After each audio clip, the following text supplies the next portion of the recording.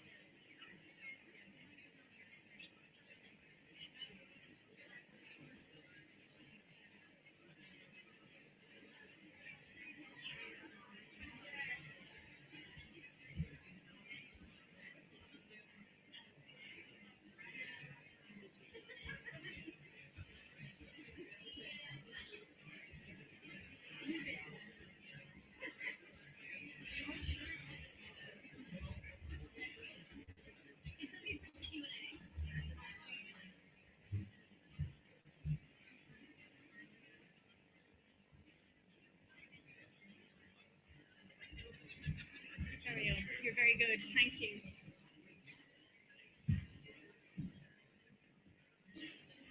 Okay.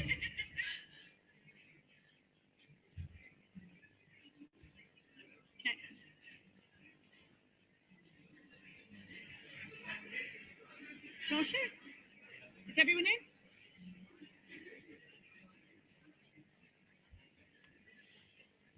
Okay, guys.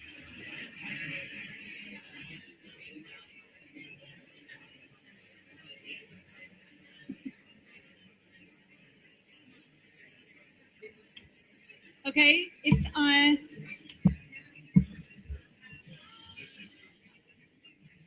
So, once again, congratulations on your punctuality. I've never seen anything like it.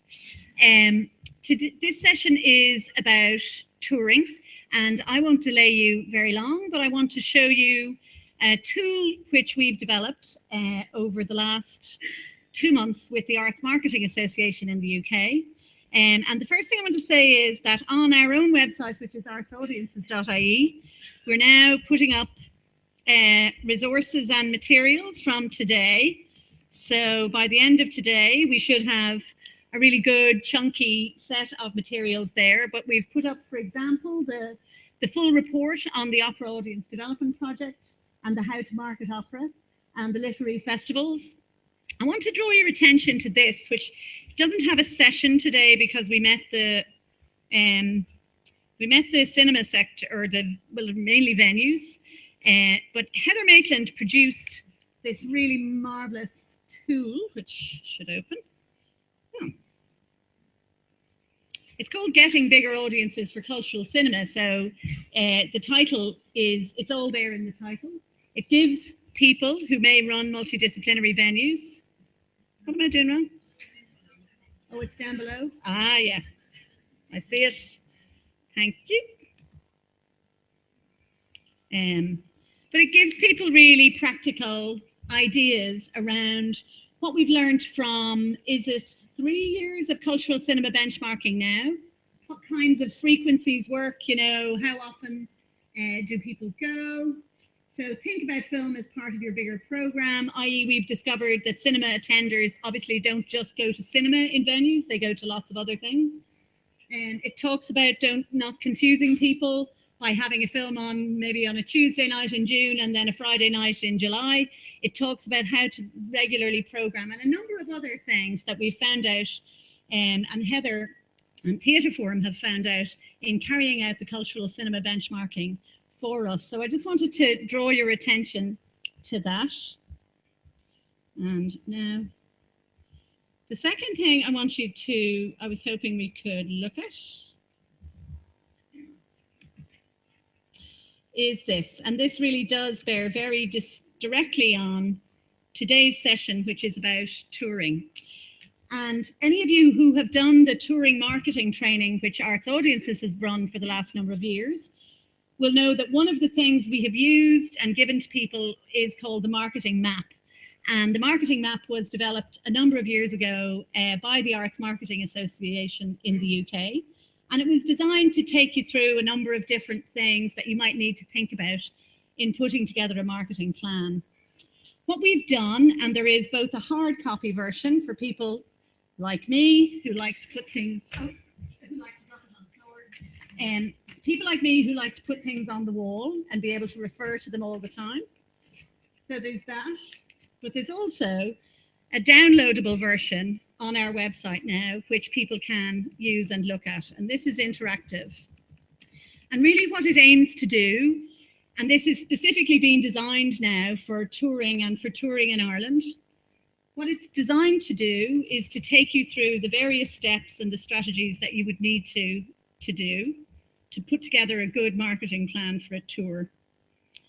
And so, oh, please don't make me do this.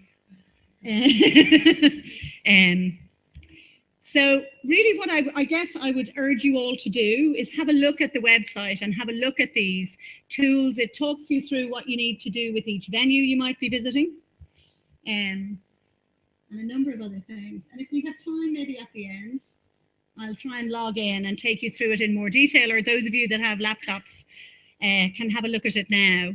But today, these are virtually wet.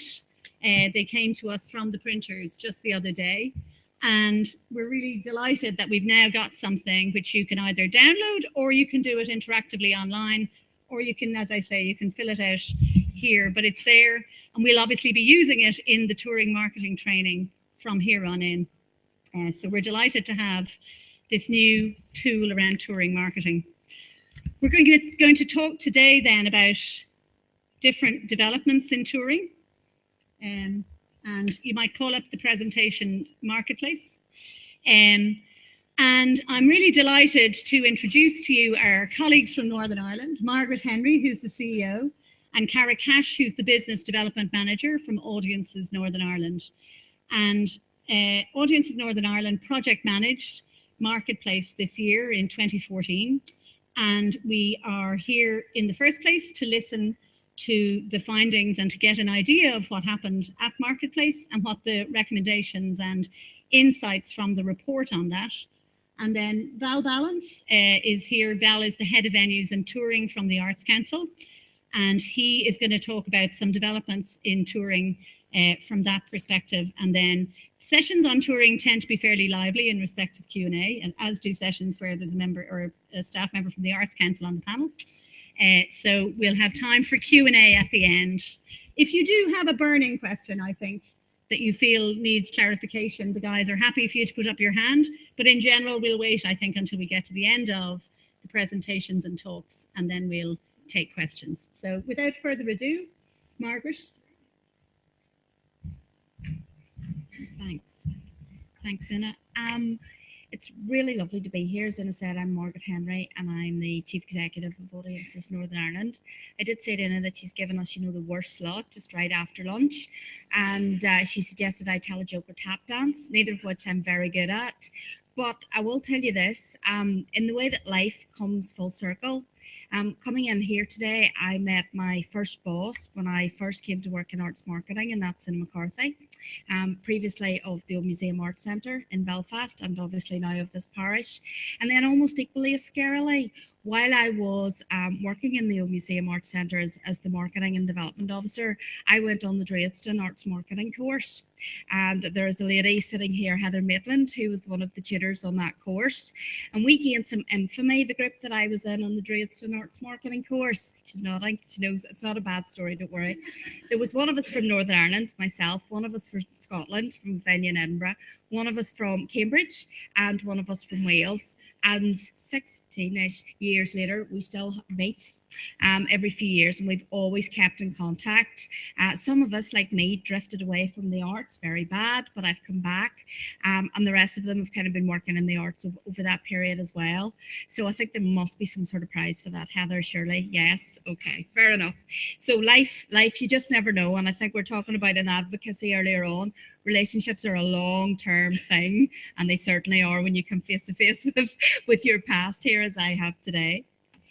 So we're absolutely delighted to be presenting today. And as you know, we're sort of, I suppose, Arts Audience's sister organisation based up in Belfast. We're the audience development agency and we work right across Northern Ireland.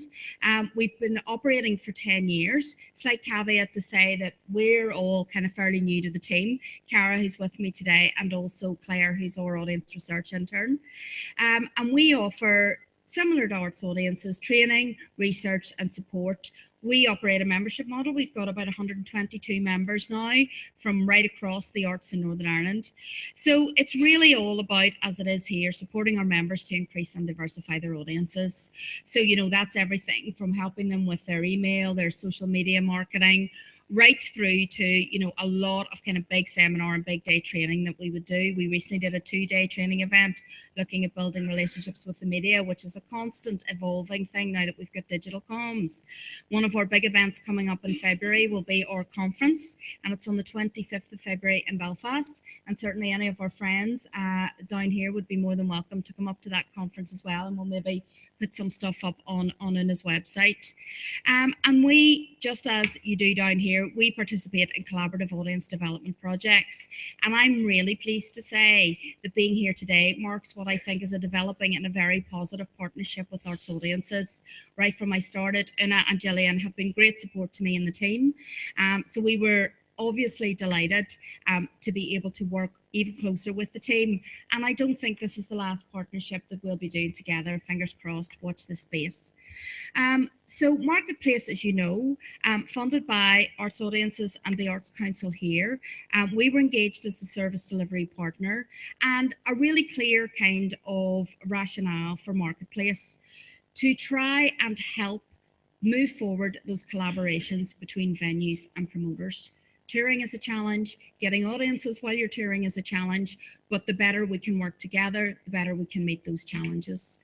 And at the end of the day, I suppose it's about improving communications. Everybody wants a tour to be successful, whether you're the venue or the promoter, and how do you make that communication flow work in a timely and appropriate fashion? And then ultimately, how do we benefit our audiences? So how are we making sure that the audiences around the country know what's coming to a venue near them and that it's something they're definitely going to be interested in? And that's a little photograph to show just how well we work together. There's lots of these in this presentation, by the way. Delighted to be asked to do the project management, and we were awarded that in June, which interestingly for us, I was 6 months in post and Cara was about 3. So it was great to have that faith shown in us as a new team by Una. And what was also great was Marketplace this year had really clear objectives, and you know, if you start out with clear objectives, I think hopefully you're on the path to success. And those objectives were shaped not only by the fact that Una had clearly been listening to what you guys wanted, but also the fact that there'd been a pilot Marketplace program run before, run by Theatre Forum and ITI, and that had been an incredibly successful pilot. So really we were taking something that was good and we were trying to improve upon that. But you know, you have to have stretching targets. So Arts Audiences wanted us to increase the number of participants from 20 to 40. We asked if we could potentially include a cohort from Northern Ireland. We felt it would benefit some of our members if they could also come down and take place. I'm very pleased that both Una and Val agreed that we were able to do that. And Carly's down here representing the North. I was going to say flying the flag, but that wouldn't be a good thing to say. Also really important, one of the things that came out of the pilot was music touring, which I think offers some specific challenges above and different, slightly different to those around theatre. So we wanted to try and bring that out over the sessions as well. We wanted to make sure we'd representation from all the relevant networks. So both the networks of venues that exist down here, but also making sure that dance, theatre, large scale, small scale music, you know, that we really had the broadest representation across the piece. And also in feedback, and I mean, it's obviously a challenge to get out of the office for any training, and I'm very impressed with the turnout today, but also a desire to, in the pilot, there were 3 days where we brought everyone was brought together in Dublin. We wanted to reduce that from 3 to 2, just being very cognizant of the workload that everybody is under. So we started out on a good road. We had a clear rationale for the initiative and we had clear objectives. And I'm going to hand you over to Cara now, who led the project for us, to show you how we try to deliver and achieve on those objectives. Thank you.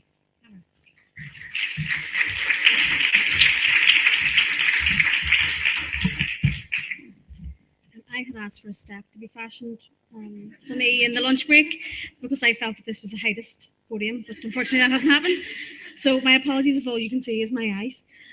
So thank you, Margaret. As Margaret said, I was project manager for Marketplace and was the ripe old age of 3 months in post when we won the tender. So really, I wanted to carry on from the good work of the pilot because the feedback in the report was so excellent. But I was excited about being able to bring a fresh perspective from my own stance and from the stance of a brand new audience's NI team. So we wanted to bring new ways of working and networking from our own experiences in marketing and private sector, etc. And one of the most important things for us was that we made sure there was a real focus on this isn't going to be the last conversation we all have. So let's make sure we have that momentum agreed before we leave the room on day 2 and everybody goes back to their office and has emails and audiences and staff and some participants in that had floods and all kinds of lovely things going on while we were doing Marketplace. So we wanted to have a very clear focus on future planning and how we were going to keep that going. We also, by no stretch, had an increasing value on the feedback of the participants, but we felt, and this was through conversations with both Val and Una, that it was so important to get that at the beginning, at the middle, and at the end, so that we could track the participant journey and also give ownership of Marketplace to the people who were involved in it. Whilst, yes, we are know-alls, we certainly didn't know everything about where we were going, so we were relying on feedback from participants to make it as strong as it possibly could be. So once we knew what we wanted to do, we needed to get some bums on seats. And we started thinking about recruitment. So as Margaret has discussed, the target was raised for us from 20 participants to 40. So we started that recruitment in August and closed it off in and around September time. And we had kind of 3 main stages of recruitment. The first stage was that all of the previous 20 participants in the pilot project were invited to have a spot. Then we put a call out in the Arts Council communications, on the Arts Audiences website, on our own website and through social media channels, as well as support from the Theatre Forum website where we had a notice posted. And then I did some targeting of people that we thought might be interested, and that was about 50 lucky ducks who got calls from me in and around August and September time. And we were delighted when we reached our target of 40. We were really pleased that we actually had more expressions of interest in places, which meant that we were definitely doing something right. And that recruitment process took place in quite a busy period for a lot of the participants. So I would like to thank them for taking the time to complete the expression of interest and speak to me, because I know it's not always a joy. So these were some of the people, the lucky few, who were participants, and they included, as Margaret has already discussed with you, a cohort of 4 organisations from Northern Ireland. So for those of you who weren't at Marketplace, and just for your benefit, we had Bruiser Theatre Company, who Carly's here today representing them, and she'll speak on a participant's perspective. We had the Marketplace Theatre Armagh, and we had the Black Box in Belfast and Dunworld Theatre Company. So we brought 2 companies and 2 venues down, and they had the pleasure of spending 2 days in the Guinness Storehouse with this lot. This is the cohort from Northern Ireland on day 1 when they were fresh-faced and excited about the whole affair. And we also invited Mick from Moving On Music to come and be an observer in the music session, which we did, and I'll talk a bit about that as we go through. So one of the concrete targets for us was to reduce the days in Dublin from 3 to 2. And this was as a result of listening to feedback from participants of the pilot who felt that 3 days out of the office in quite quick succession was very difficult to manage. And they wanted to try and find a way around that, as did Arts Audiences, as did we. So what we did was we replaced it with a remote session or an initial contact interview. So all 40 participants, again, they were so lucky, I called them again. And we had more chats, and I had 3 objectives. So rather than just phone them for chat, I needed to gauge their reasons for attendance. So we couldn't assume that we knew why people were coming to Marketplace. We needed to hear from them why they were coming to Marketplace. We also needed to know what they wanted from it. So when they left on day 2, what did they want to be leaving with? And we had created individual profiles for each participant, and we wanted some feedback on that. The feedback was vital for me as project manager and for the team at Audiences NI, who were great support, to make sure that the sessions were going to suit the people who were in attendance. The contact interviews took about 15 to 30 minutes, depending on how fast everybody was talking. And the feedback is discussed in this, and full details of all of those conversations with names deleted are included in the report, which we'll make available today or at the end of this week. So in the first session, one of the main things that I was asking participants was, why are you coming? And overwhelmingly, networking and building relationships were the two most important things to participants who were coming along to Marketplace. So these 40 people, who were a mix of venues, promoters, theatre companies, independent producers, etc., wanted to come and talk to one another. The aim of Marketplace, as we've already talked about, was to make sure that there were more collaborative touring projects happening, but that can't really happen until those relationships are there. So the point of Marketplace was, let's rule out cold calls, let's rule out cold emails, and let's get you face to face with the people that you want to work with and facilitate conversations with them that are going to lead to those applications. So without a doubt, these two first statements about networking and building relationships were the primary reason for attendance. People just wanted to talk to one another, to get to know one another, and either make new connections or refresh connections that were going to benefit them. Ideal outcomes were as we expected. From the companies, there was a really strong emphasis on getting clarity on what venues actually want and what venues actually need. And from the venues, unsurprisingly, they wanted clarity on what companies actually want and what companies actually need. So it turned out when we put everybody in a room and told them to answer those questions, they did. And obviously they wanted to identify people who they could work with in their future programming. With regard to the profiles, we were really pleased to get good feedback. The idea behind the profiles was that people would have a one-stop shop to tell their story. So I am Cara, I work for Audiences NI. We are interested in doing X, Y, or Z in our future programming. So as a company, you know what my venue is about. And if it suits you and it suits me, we will work together. So once everybody recovered from the conversations with me, and I gave them about 3 weeks to get over that, we had our first live session with all the participants. The first live session was really important because we were keen that we took people out of their comfort zones. Well, we took them out of a comfort zone and put them into maybe a different comfort zone. So we opted for the Guinness Storehouse, that's in James's Gate, to hold both of our workshops. We considered having it in a venue, but venue managers won't switch off in a venue, which I learned from my conversations with them, because they wouldn't even switch off on the phone, never mind if they were in that venue trying to network.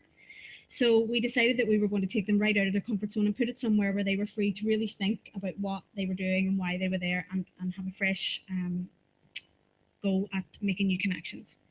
So following the initial planning and taking into consideration the feedback that we received as part of our initial contact interviews, we had a very basic morning spent introducing us, introducing arts audiences and the Arts Council, and then we spent some time talking about networks and what they were and who they were members of and what they were interested in, etc., etc. And then we did some speed networking, and then we had a focused session on Music Matters. We tried to have a mix across the day of both formal and informal networking, because you always hear when you're at a conference, oh, the best chats happen over coffee, and oh, the best chats will happen over lunch. But the best chat should happen all the time. So we tried to make sure that the facilitated networking was constructive, but we still allowed people time to have a chin wag in the morning and over their coffee in the afternoon. So this was everybody arriving. We had tea, coffee, and lovely things to keep them all there and talking to one another. And these were one of the sessions. So I did warn Charlotte from Irish Chamber Orchestra that you featured heavily. This is only one of many photographs that I now hold. So again, the informal networking was important, but the formal networking was just as important. We used things that we call future idea sheets that participants were given on the first day, and we asked them to really just put down on those sheets what their future ideas were. If you get a slight conversation with someone and you want to follow it up, make a note on that sheet so that you know where to go when you leave Marketplace. So while it's thrilling listening to me as the project manager, we felt that it would be important to hear from people who actually took part, because I'll obviously tell you everything was wonderful. So with no pressure, Michelle, to say that everything was wonderful while the spotlight's on you. I'm delighted, and I would like to take this opportunity to thank all three of the Marketplace participants for being so wonderful and volunteering to speak today. We're just going to ask quite informally if Michelle could give some feedback. You can stay seated if you want. It's fine. So Karen just asked me to give some feedback. She didn't mention being up in the dais or in front of the big room or anything like that. Just some feedback on the session that we particularly had about music touring. And the way she kind of presented two questions for us to talk about. So this is in a room with each of the smaller groups had a mix of music producers and venues. So there's a good mix in each group. And to talk about the barriers and the solutions, the barriers to music touring and improving audiences for it and the potential solutions.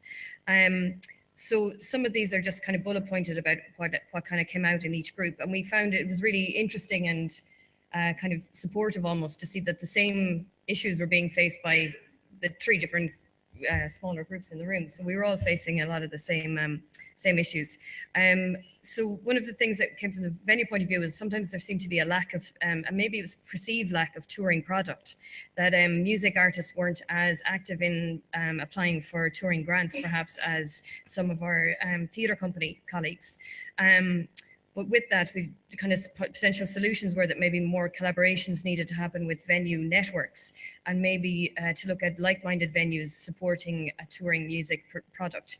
And with that, for venues, that it might be a different collective of venues. It might not be the same group that you would discuss touring a theatre show with. It might need to be slightly different venues to tackle a music tour.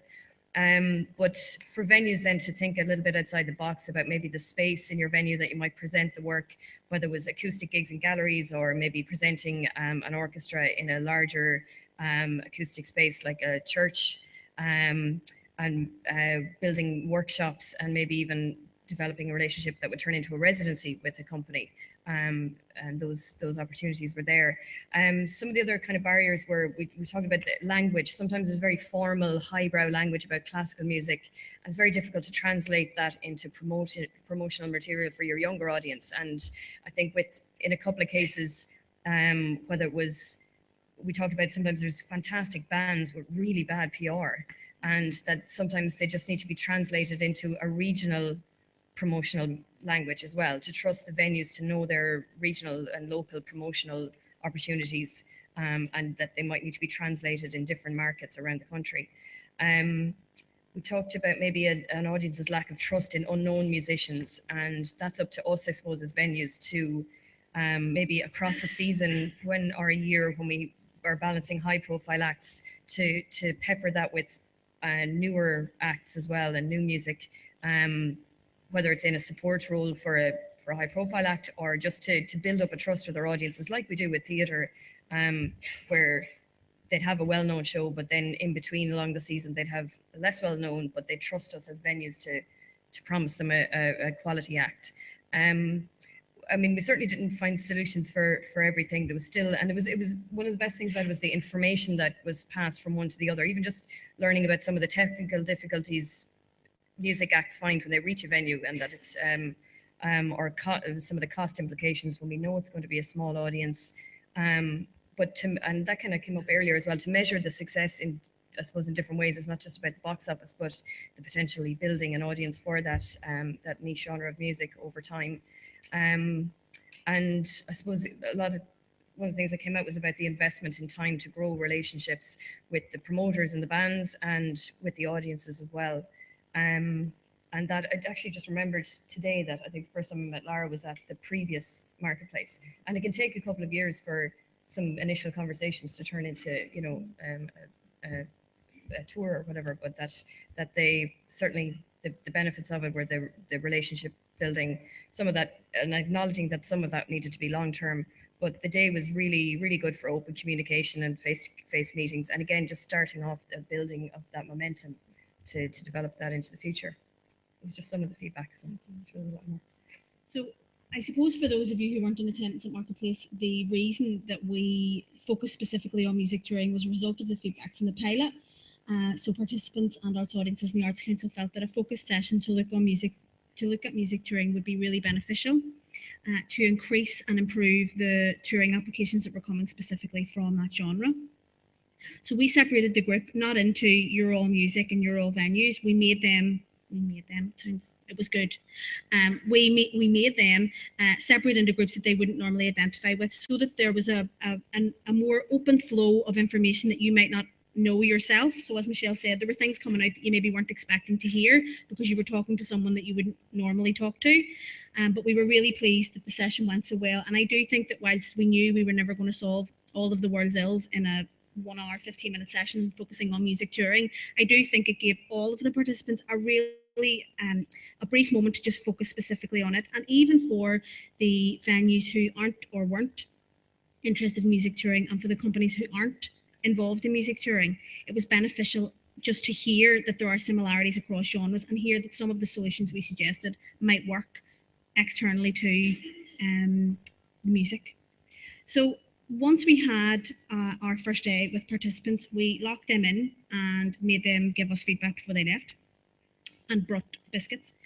And we were delighted that the feedback was so positive. So all of the feedback from every session that we have with participants will be included in full in the report, which we'll give to arts audiences and will be published.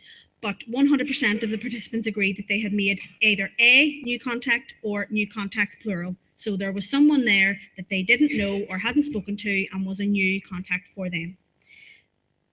53%, I said 50 plus, 53% of participants wanted more networking. We were expecting that we could never really give them enough time to network, but we tried to give as much as we possibly could without just walking in and throwing coffee and leaving and letting everyone just talk, which I think they might have preferred.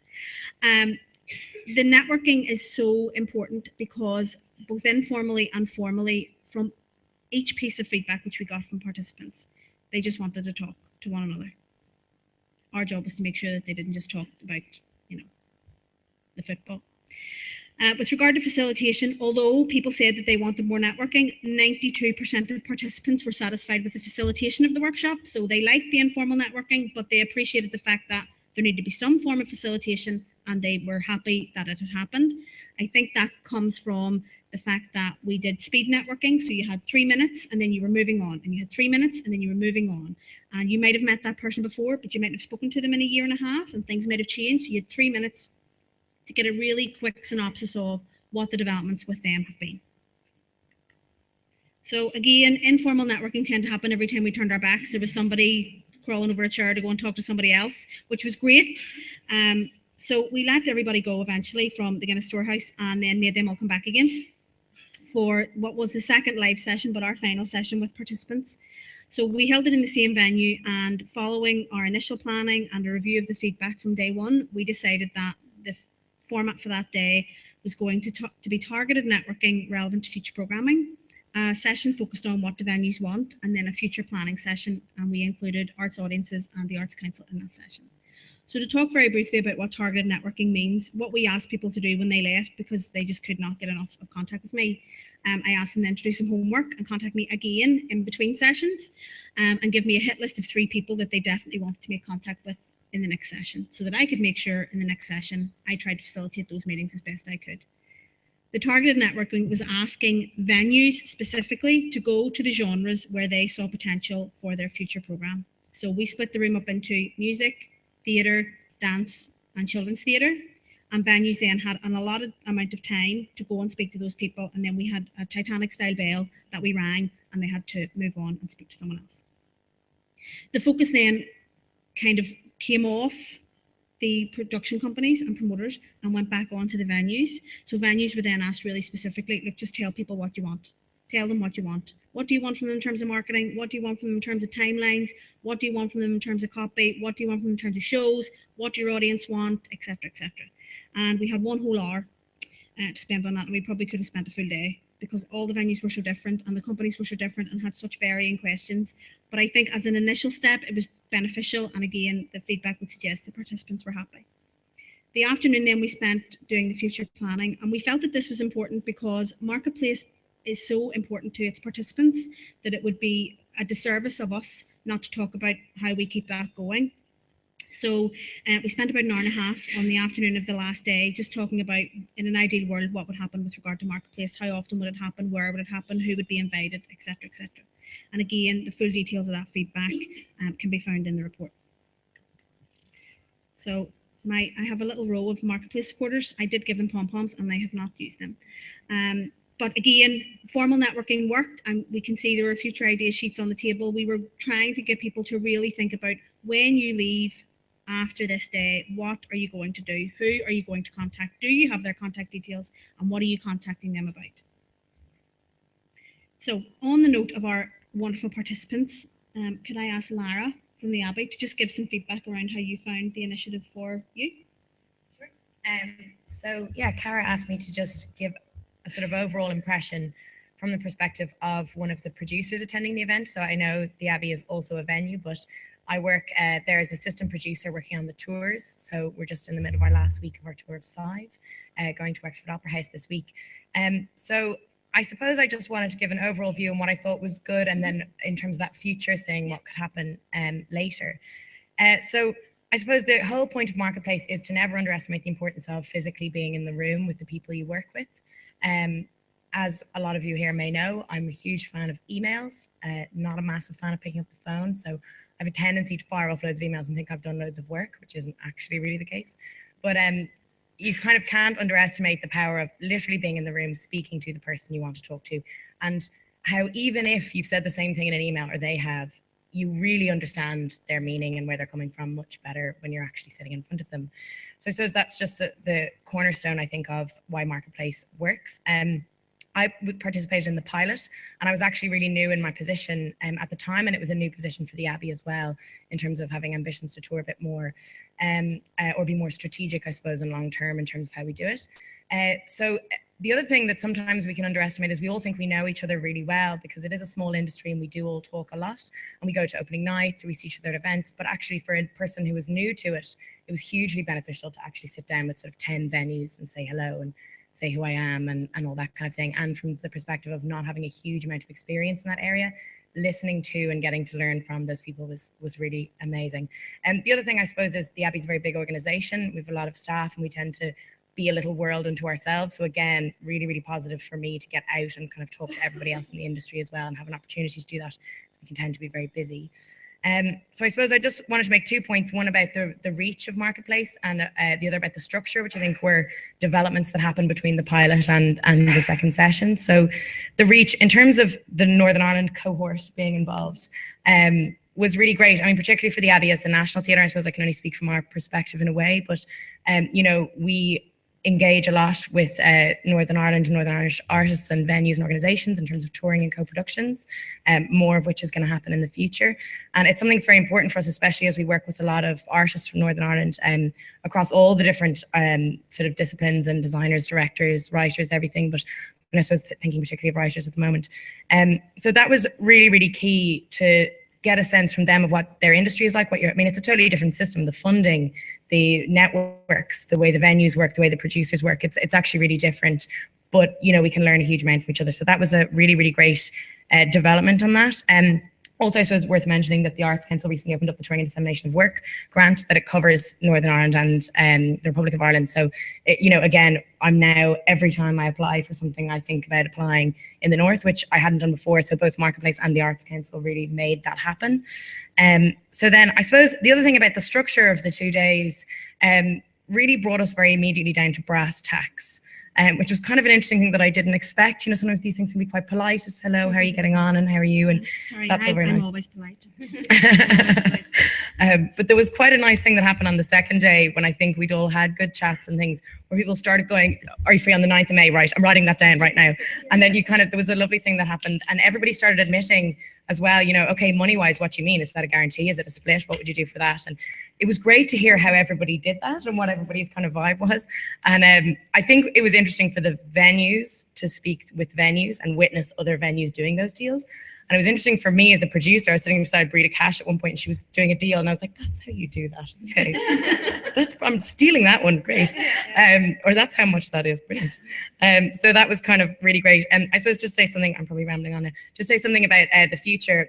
My colleague Fergus Hannigan is here, and I see Elaine Garvey as well from the Abbey, who work with us in communications and group sales and stuff like that. And I suppose we're a big organization with a lot of resources and staff and stuff like that. And one of the really key things is that the conversations often come down to the type of work, the language around the work, what is the content of the work, and how would you sell that work to your audiences? So venues always say to me, why would my audiences want to see that? What, you know, that's what our conversation's always like.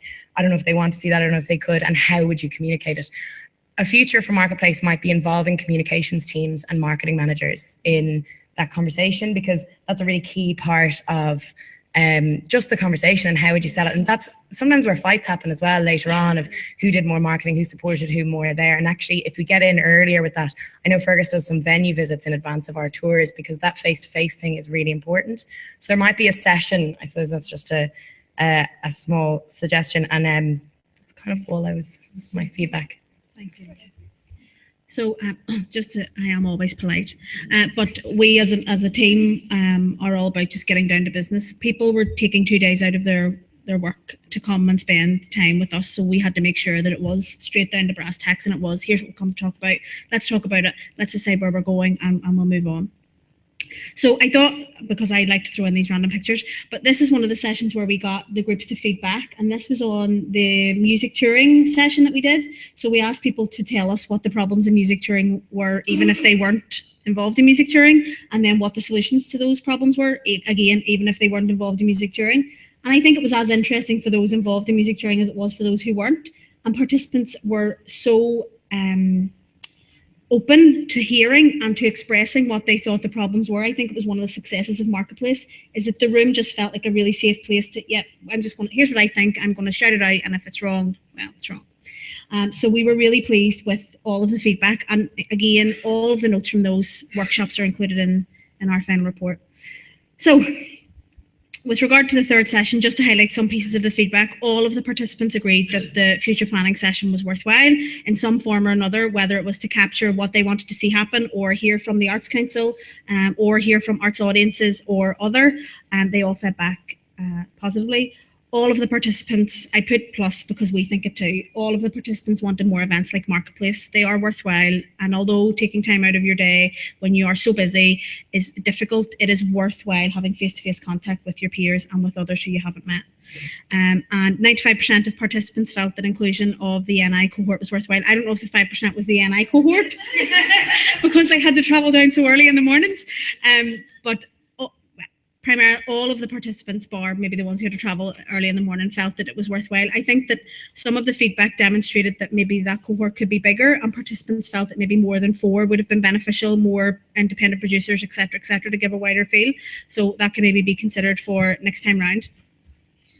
So because, again, I love these photos, there was always moments of laughing and banter and, you know, rows about, you said you would pay me X amount venue and you only gave me whatever. You'll see that in the video. There's a nice little clip of 2 people fighting. But we were happy with the fact that participants again came with open minds and participated with all of the random exercises that we asked them to do, with our main aim at the end being that they had conversations with people they'd never spoken to before, and at the end of the day they were going to be leaving with more context to strengthen their tours.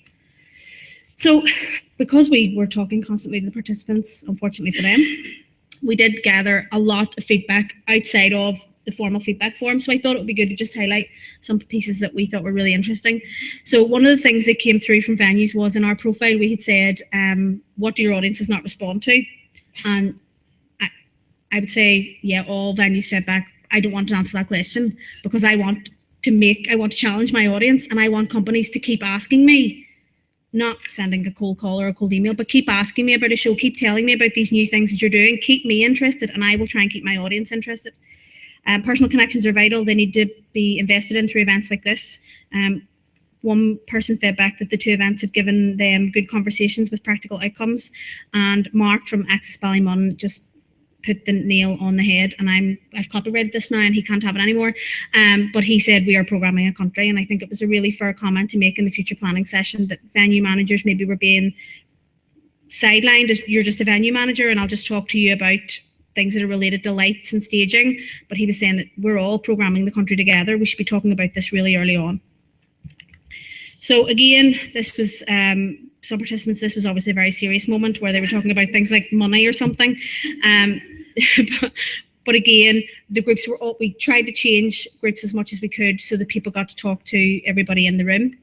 with regard to recommendations, then we were asked as part of our report to make some recommendations for Marketplace moving forward, and we made quite a few, but just to highlight some, we felt that the continuation of having one person or organisation as the main contact for the project was beneficial.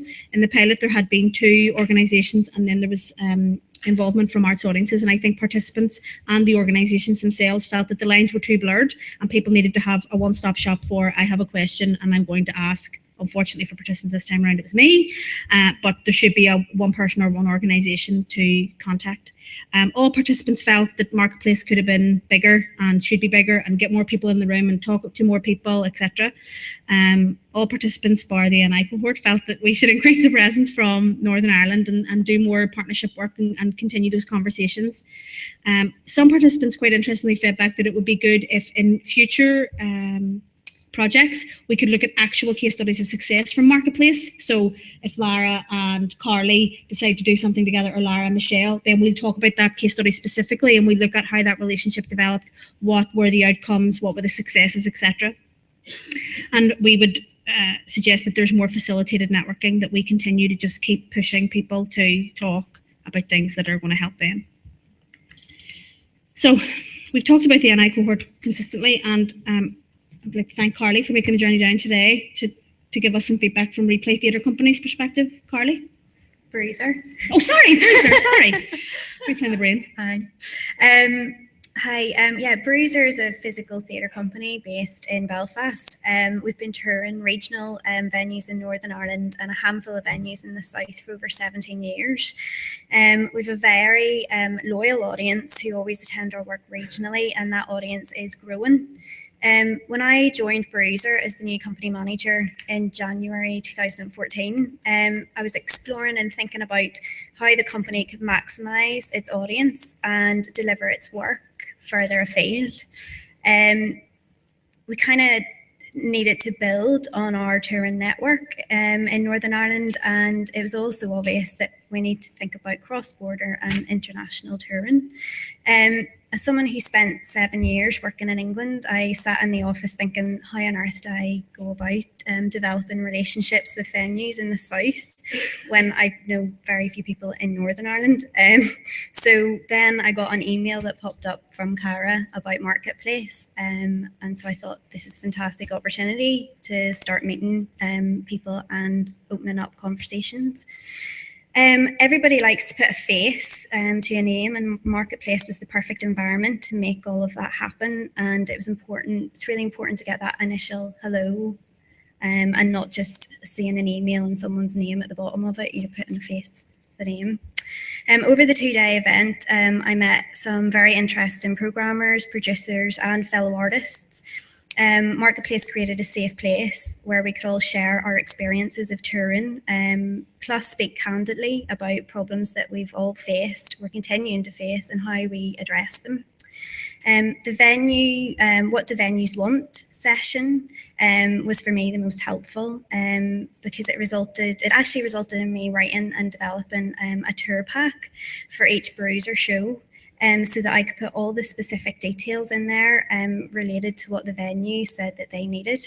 And so they're getting all that information in advance there on one page. So it kind of speeds up the negotiation and booking process, and everyone knows what each other need and expect.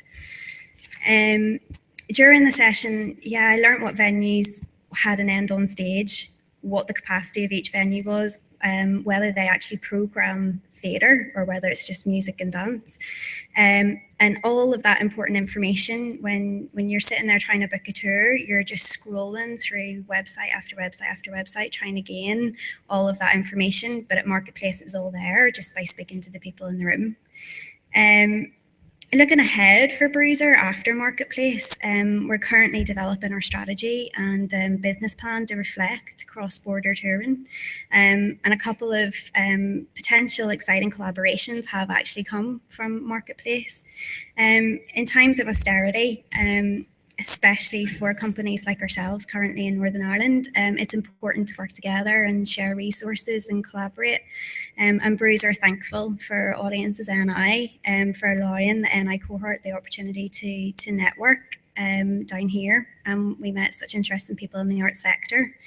So yeah, it's influenced heavily our future arts programme, and I really hope that the NI cohort does kind of grow and there's a bigger presence next year.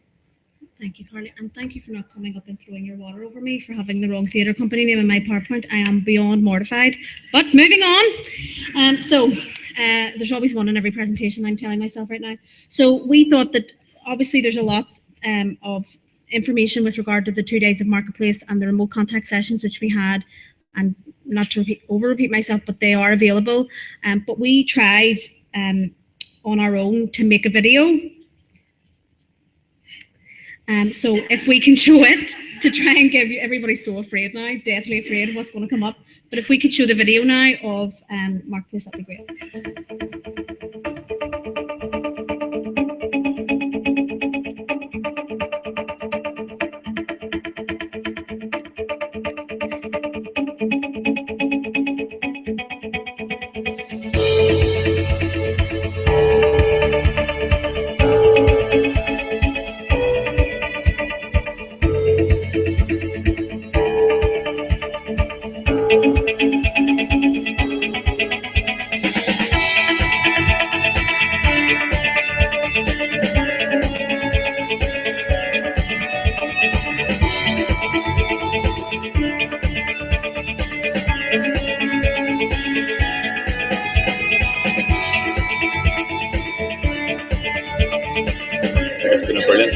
Any networking exercise is great, especially if you're from a rural venue such as the Student Senate Centre. It's great to meet people within the field.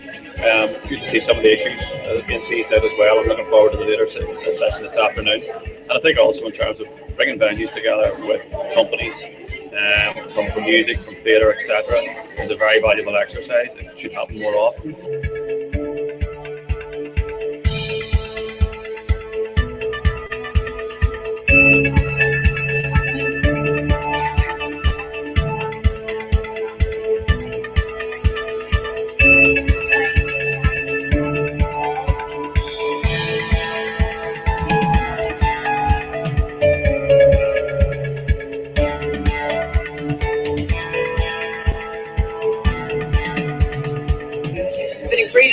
I've had a really good day, really positive.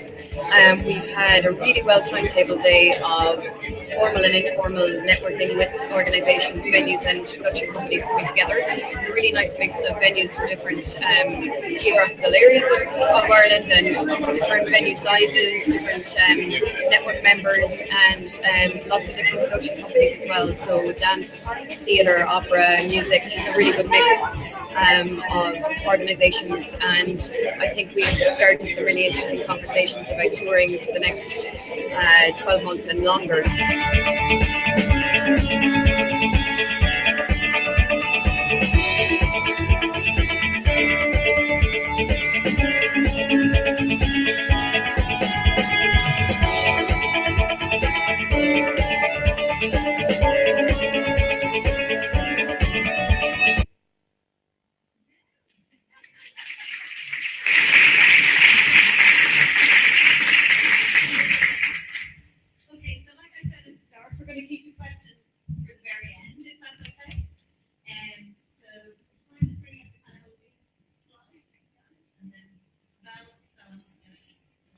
Thanks very much. Yes, I'm the mystery guest here. Yeah, I'd like just before I say what I have to say, can I just on a quick show of hands get an idea of the number of people here who are representing venues and the number who are representing producers, people who produce work as opposed to venues? Okay, so it would be about 2 to 1 or something like that. Yeah. Public policy during the noughties and the 90s meant that an infrastructure of venues, an infrastructure of performance and exhibition spaces was built in a partnership between central and local government. That infrastructure is now there, it's complete, and it's being supported through a partnership largely between local government and the Arts Council.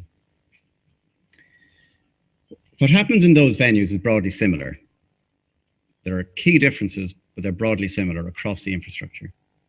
Engagement through the arts with local communities, that's communities of place, communities of interest. In other words, audience development. And this is at the core of what is being discussed today. And I'd like to move back out a little bit from talking specifically about marketing and talk more about what Marketplace was talking about. So, and you've seen earlier on that the All Ireland Research Observatory has developed a means of analysing communities in a way that may allow venues to programme according to their constituencies. That's a key difference that people are beginning to talk about. It's a very interesting development in this relatively recent infrastructure of venues. Touring is sometimes seen as a kind of an add-on to the mainstream of work being produced. In fact, touring is the lifeblood of arts work in this country. And that's why the Arts Council commissioned a 2-year action research project back in 2008. At the time, there was a dearth of touring work available to venues. Don't know if anybody finds that a familiar phrase. This resulted in the introduction of a touring scheme to support specifically touring in all art forms, with priorities being identified in each art form, which identified areas considered weak. And basically, that action research project said 2 things. It introduced the idea of risk sharing between producers and venues. That is, to recognise the danger inherent in public funding when artists rely entirely on guarantees from venues who in turn are themselves in receipt of their own grant aid. And secondly, to support the arts sector in improving its abilities in programming, in marketing and other skills through traditional means and through social media. Now, on the face of it, there doesn't seem to be a shortage of resources being supported by the Arts Council as far as touring is concerned.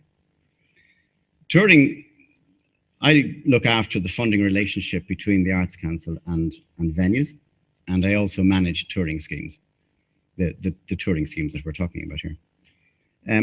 But touring schemes are only one aspect of how touring work is supported in this country. There are, for example, annually funded companies. A good example of that would be Music Network, which organises tours itself, has its own touring schemes, organised differently to the Arts Council, but nonetheless is a significant factor in touring in the country.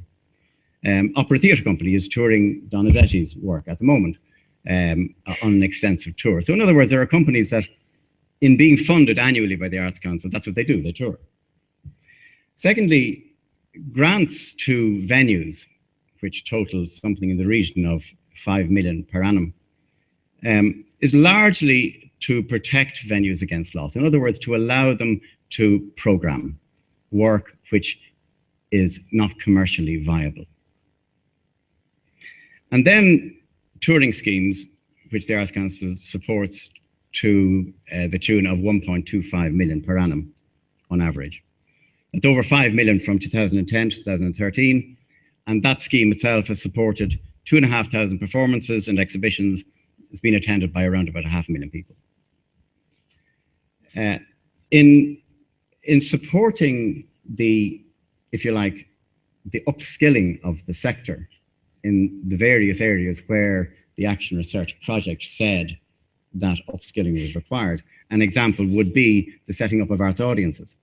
And Arts Audiences runs a whole range of marketing initiatives, from Marketplace to pre-application workshops, new media training, marketing development courses, marketing training for individual tours, research in individual art forms, opera, literature, visual arts, film, you heard earlier today, and indeed this conference today. The Arts Council has commissioned a touring board for Theatre Forum to manage, which could act as a central place where all activities in the performing arts can be logged and there for venues to look at, for producers to advertise their work, etc. So that's what's been happening in the last few years. So I think the question is, how have we done? And we will be analysing the work that's gone on in those 5 years in the coming year.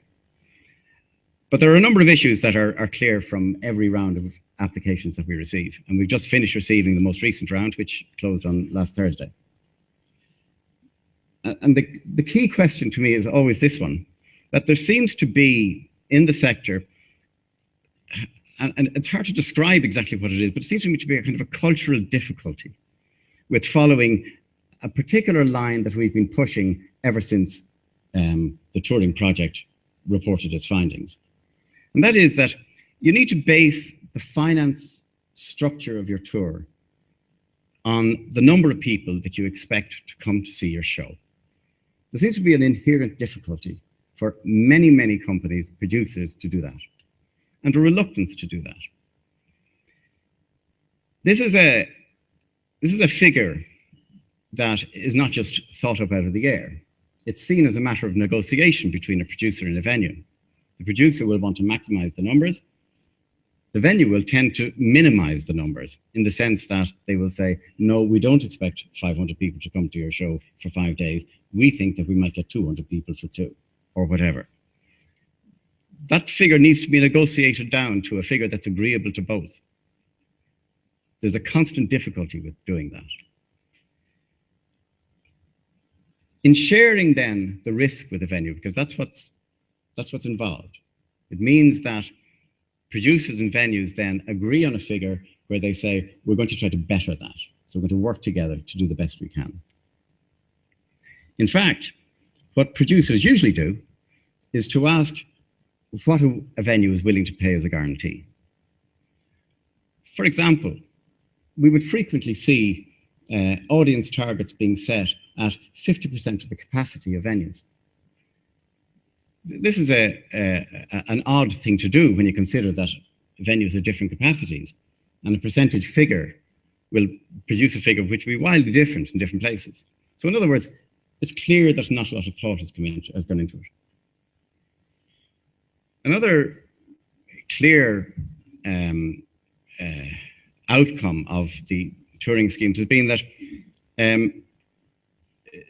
it's necessary in order to put a tour together to spend several months planning the tour. It's not something you can do in a short space of time.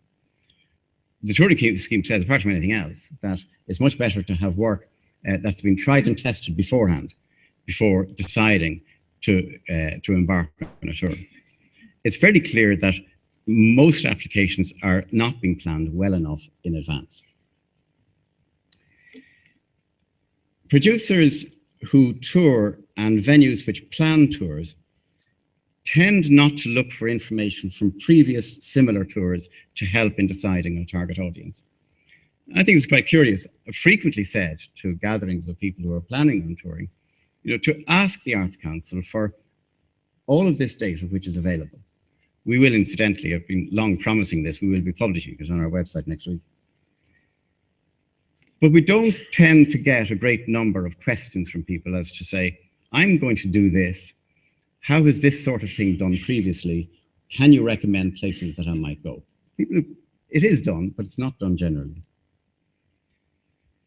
The only resource which advertises what work is available, Theatre Forum's Touring Board, which is supposed to show work that is available to tour in the next 12 months, has been underused, chronically underused, is my understanding of it, both by producers and venues. Now, I've spoken to the commercial music sector on this, and they have similar touring boards, if you like, and they rely on that. It's their lifeblood. They can't operate without it. So I think there's a question there for the sector. Currently, I've heard anecdotally that there's a concern from venues that there's a dearth of touring work in spring 2015, or at least there was in the last few months. Now, almost invariably, this type of comment is referring to theatre. And I wonder why this is. There are a couple of companies that do tour regularly and do tour successfully. Two that come to mind would be Fish Amble, for example, a Decadent Theatre Company. But there does seem to be a dearth of companies which wish to commit to touring on a regular and consistent basis, with work which is audience focused. In other words, that you know the audience that you're going for. This does not mean that you're trying to get massive audiences, that you know the audience you're going for. The definition of Arts Council work is work that requires support, that doesn't attract large audiences. North-South Touring now is in its very early days. We've only had a couple of iterations of it, but we haven't been inundated with applications trying to go to the north. Now, I do realise certainly from what Lara was saying, that lots more networking needs to be done there, and we'll certainly do our best to make opportunities for that. In general, and all my comments here, by the way, are general. There are significant exceptions to each of them, but this is speaking generally. Target audience figures are not being met. We're now in the 6th year of this touring scheme, and we watch the figures very carefully, we collect them carefully, and we do look at them. Target audience figures are not being met, which means two things. One is that there hasn't been a significant improvement in the sector's ability to know its audiences. In other words, to predict audiences better than it did at the beginning. And two, that the opportunity to make a surplus on tours, which is quite an acceptable thing to do as far as the Arts Council is concerned, is not really seen as a motivating factor. In other words, set an audience and then try to exceed it. In general, target audiences are not being exceeded.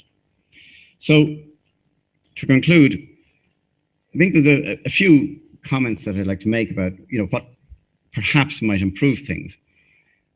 I think the sector needs more experienced producers who can put together credible, viable tours on a regular basis so that audiences can expect work of a particular standard and type to appear consistently. I think that's what venues need, and they need it now, and they need it consistently into the future. I think venues need to be more active in the planning and production and touring of work. This is what Marketplace is aimed at. But we've been at this for quite some time now, and I think that we should be looking for outcomes. We all know that it's very good to network. We've been saying that for years, but we should be talking about outcomes from these networking events. The setting up of networks, I think, are key to this, because networks are small marketplaces, if you like. It's the opportunity for people to get together, share their experiences, and engage with producers. In other words, try to commission the type of work that they want to see in their venues. I think programming needs to be seen as the primary means of developing an audience. You can market things as much as you like, but if you don't get your programming right, then you're not going to succeed in doing that. I'm speaking not from experience, but from what I see in the sector. I don't think any venue director needs to be told that no amount of marketing will sell a piece of work that audiences don't want to see. But audiences can be developed for work quality, but those audiences won't necessarily develop themselves. And finally, I would say that I think that tours as a whole need to be marketed more effectively.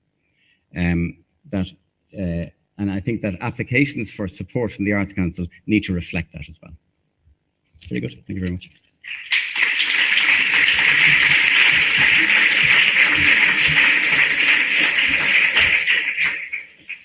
Okay, thank you very much, Val. There's an awful lot there. I look around the room and I do recognise a great number of people who we would have dealt with in one of myriad ways that the Arts Council and ourselves have dealt with touring. What time is it? Do we have time for questions? 5 past. Okay, so we have 10 minutes. Does anyone have questions, either obviously for Val or for the guys? No? Yep, you have a question over here.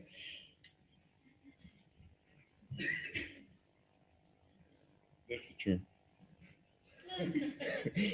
Just to maybe the venue managers or the people who've conducted the research. I'm involved in publishing, so just bringing writers around.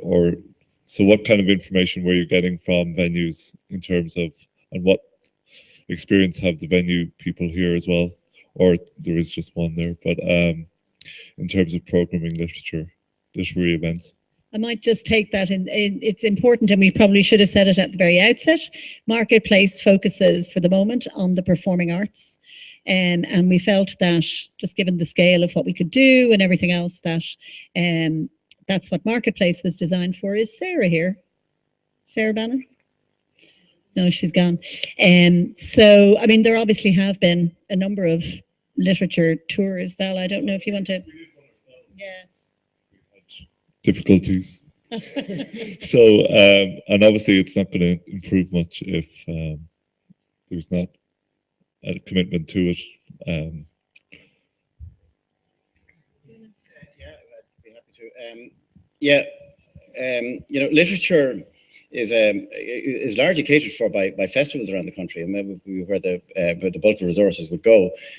But certainly there have been quite a number of successful tours through the touring scheme. Earlier on, in fact, the concentration was on the dissemination part. This is this word that nobody really knows what it means, but it was taken to almost an extreme by the literary sector by simply buying Apple Macs to convert everything into ebooks, and which was seen as a very valid way of spending touring and dissemination money, and that was done, and that was sort of obviously a thing with a life of its own. But I would say that I personally have this kind of attitude, which people might find a little bit irritating, of sort of putting things back onto the sector itself, to say that, well, it might be a very good idea. For example, Axis Art Centre, has put together a touring kind of fact sheet, which says, if you're going to be touring to venues, then this is the sort of checklist of things. And I would suggest that in organising literary tours, you might get together with a few other people who are doing that as well, and say, look, if you're going to book something, a literary event into a venue, then the following is required, because venues, it would be a more minor aspect of their programming. But they're waiting to be told, and it's something that we might get involved in as well. But I would certainly suggest that, suggesting to venues what they might do in the event that they book a literary tour would be a good start. Very good. There's a question just here. Good afternoon. My name is Alan Smith. My organisation is Jazz on the Terrace. I'm a jazz agent turned into a producer, and it's very nice to be talking to you in one of Dublin's jazz venues. And those of you who are Dubliners may be surprised. Another organisation which I was a founder of, the Improvised Music Company, we put on Charlie Mariano, great jazz saxophonist, and the Carnatica College of Percussion here one day. And there was a bus strike the same day. But we got a good crowd. I don't know how we did it. And my question is very simple. It's just for the marketplace. You said you had 122 members. Is that a subscription membership?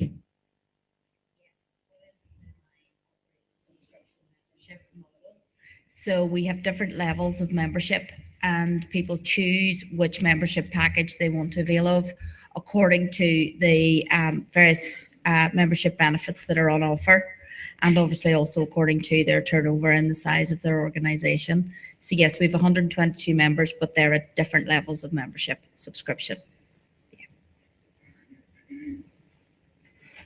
Take this question over here first.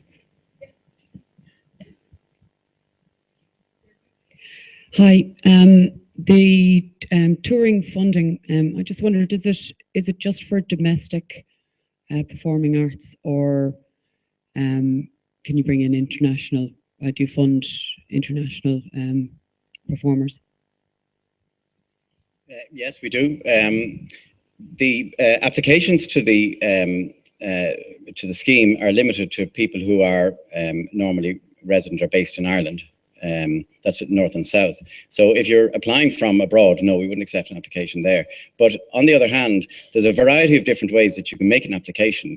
We're quite happy to see performers from abroad coming to Ireland to perform here, and that can be done, let's say, for example, earlier this year, I think it was, the Young People's Network of Venues, that's Shortworks, brought in a Dutch theatre company, correct me if I'm wrong, Emer, which toured here. So that's quite acceptable to do that, and there's always a way of doing the application. Individuals can apply, organizations can apply, venues can apply, production companies can apply. There's no limit to who can apply. There's just that resident based in thing. The other thing is, for people frequently do put in applications for touring abroad, and no, we don't fund that. That's part of Culture Ireland's remit. So, but what we do say is that if you are touring abroad, we will do our best to facilitate a domestic tour prior to doing that. All right, thank you. Hi, I'm Owen Barnes. I work with Deccan Theatre Company. We're a very small company, so when I heard you guys talking about meeting people face to face, I guess my question is, how would you recommend that small arts organizations get around that obstacle and coordinate in proper fashion? I think I'll answer that, will I? I mean, the first thing to say about Marketplace is that regardless of whether you think we did a good job or a bad job, but there was a process of application. So I would actually urge everybody to keep, if you're not signed up to the Arts Council newsletter, you should be. And that's where we would tend certainly to advertise or make things open for application. So people were free from the producer side and the venue side to apply. I would continue to come to events like today, and I would make the most of them. And are you the person who's been tweeting like mad? Good for you. And so from that point of view, I would urge you to attend as many as you can. I know it's tough when you've got a small organization and it's very difficult to take time, but for companies which might be in a developmental stage, meeting people and knowing people can be really important. Lara, did you want to say something? Add that face-to-face thing in that group facilitated sort of way is really brilliant with Marketplace, but the other face-to-face option is phoning and making an appointment to have coffee with a colleague or a peer or somebody you'd want to do that with. So one of the things I was saying was, that venue-to-venue contact in Marketplace and the producer-to-producer contact was very important. So it makes me more likely to think of phone. So, Sarah Laddie sitting in front of you there. So she's a producer with Cush Came, so she does their tours. So I might actually phone her and say, what guarantee did you get from them and how should I be doing this? And Val was saying one of the things venues need are more experienced producers who can write applications well and put together a strategic plan. If you feel like you are that or you aren't that, either offer the advice and the experience and the skill to somebody else, or I'm perfectly willing, and not putting myself up as the most experienced, but definitely have a huge amount of experience recently in both applications and in tours. So give me a call and come in and have coffee with me. And that's a face-to-face sort of thing. And I know most people in the room would say the same thing about either come into them or, give somebody else. Yes, at Theatre Forum, we're running a producer mentoring program, isn't that right? So there are constant kind of opportunities. Obviously, you can't take them all up. You need to make decisions about which ones are for you, but they do exist. There's a question down the back there.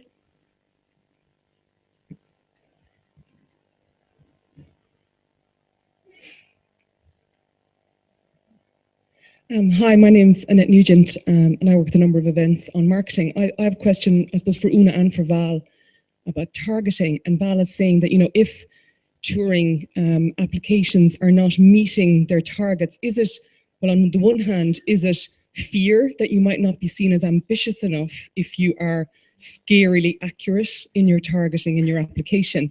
And secondly, with a lot of touring awards maybe being only project only rather than experienced organizations do it, is there a need maybe for some real training among people who are getting a project grant for the first time to know that, 5,000 people are not going to come to your show and might need some help in actually setting really accurate targets that show that, we are making progress in getting audiences in. It's just maybe we're just a bit off kilter in our targeting to begin with. No, and I think that's a really good point. It's not necessarily that people aren't putting the effort in to marketing. I think the greatest problem is the one you've identified there, the second one, which is that people tend not to be very good or not to necessarily have the skills or information to set an accurate target.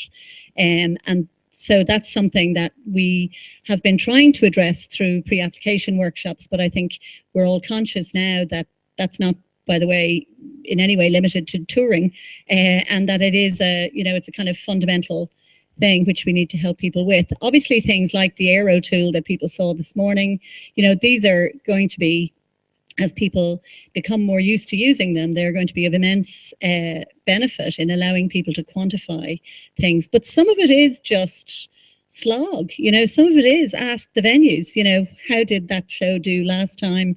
When was the last time you had something?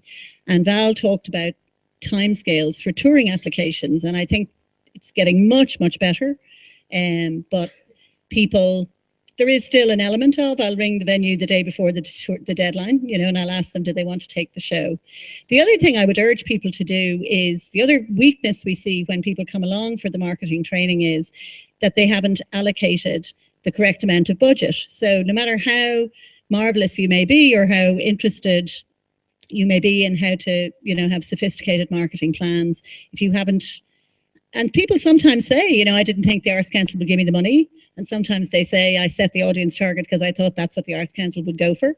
You know, but if you haven't actually allowed yourself the proper, you know, the proper budget to reach your target audience, you're never going to get them. So just to pick up on that as well, we've started to do some work in Northern Ireland with some of the promoters and venues who've got money through the Northern Ireland Arts Council music touring scheme.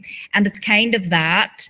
They set their targets when they were putting their applications in. We've now been working with them on the tours to try and, you know, work with them on their audience development plans. We've been talking to audiences. We've been tracking the audience information. So year 2 will open in January of the music touring scheme in Northern Ireland. And hopefully we'll be able to say it's more realistic to say X number of people we had last year for a Wet Tuesday in Ballymoney for jazz or whatever it was. So think about that when you're setting your targets for this year, and how have we been building on that audience. So, you know, I think there's a lot of developmental work to be done in that area. There's two more questions or comments because we are out of time. So Fionnuala, do you want to go first and then Lucy? Can I just say, while the focus this afternoon has been on performing arts, I don't want this session to pass without saying that the Arts Council is as keen to see tours in cinema, that's, you know, to see tours in film, literature and visual arts, and is as keen to support those through its touring schemes. I just slightly confused. There's just one comment that Val made, that the definition of the Arts Council is work that requires support and does not support large audiences. But at the same time, there's, you know, one of the main objectives of the Arts Council is to increase public engagement in the arts, and all this conversation about having new audiences. And so maybe, can you just elaborate a bit more? Well, no, it's a very general comment. If you can get 10,000 people to come to Croke Park to a thing, then you're not going to go to the Arts Council for subsidy. It's just a very general comment, meaning that it requires public assistance. So it's just a general comment. Just from what Annette said there, that, you know, this setting of a target audience, you know, I think you should, you know, venue directors, generally speaking, and to my knowledge, tend to be pretty dynamic, experienced, and savvy people who know full well how many people they can expect to get for different types of shows. These are decisions that they make absolutely all the time. The problem with setting a target audience is when you don't ask them. That's the issue. And that's why it's kind of extraordinary that after being at this for the last 5 years, that is still an issue. That's why I brought it up. It's very surprising that such a simple thing, you know, you need to ask the venue, and the venue needs to take it seriously. But within the last 18 months, 2 years, we did get a commitment from venues that they would take their you know, penciling in of future dates a little bit more seriously, i.e. that they wouldn't simply accept everything that came along and allow any audience figure that that a producer might think up. So that was something that has improved a bit, but there's a lot more improvement to go on it. I'm going to draw things to a close there because I want to keep to our 100% rate of success of starting everything on time. There's coffee now for 15 minutes. And sorry, if I may just say, we have then 3 parallel sessions. The session in here is the social media session, and that's a session of technical instruction how-to with Jessie Ringham from Tate Britain. In the Latouche room, we have Chris Hill and Andy Williams from the Royal Shakespeare Company, who are going to talk about the use of images and how to make judgments around how to use images. And Annette and Heather will be presenting the Opera Audience Development Project in the President's Room. See you back here later.